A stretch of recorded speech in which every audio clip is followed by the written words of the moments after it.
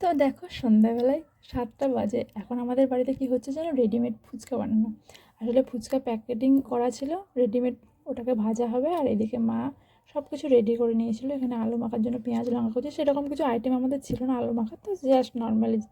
আর এদিকে টক জলও রেডি করেছিল। আর এই দেখো এগুলো রেডিমেড ফুচকা, যেগুলো মানে দিদির বাড়ি থেকে এনেছিল। তো এখানে মা ভাজবে বললো, জানি না কেমন খেতে হবে। আর এই দেখো মা আমাদের রেডি ফুচকা ভাজার জন্য। আর আমি এদিকে ভিডিও করছিলাম। এদিকে আমি মাকে বললাম আমি আলুটা মেখে নিচ্ছি, তুমি ওদিকে ফুচকাটা ভেজে নাও। তো এখানে আলু মাখা মোটামুটি কমপ্লিট হলো। আর এই দেখো ফুচকাগুলো কিন্তু কত সুন্দর গোল হয়েছে, দেখো দেখতে কিন্তু বেশ মজাই লাগছে, যেন সেই রসগোল্লার মতো টপ টপ করে মনে হচ্ছে মুখে তুলিনি। তো সব ফুচকা ভাজাই কমপ্লিট হয়ে গেল। আর দেখতে খুবই ভালো লাগছে, মনে হচ্ছে রসে ডোবালেই যেন মিষ্টি হয়ে যাবে। তারপরে দেখো রুমের মধ্যে সবাই নিয়ে চলে এসেছে, সবাই বসেও পড়েছি। এদিকে মা, এদিকে বর, ও তো শুধুই খেতে চলে যাচ্ছিলো। তারপরে প্রথমেই ও টেস্ট করলো, তো সত্যি ভালো লেগেছিলো ফুচকাগুলো খেতে।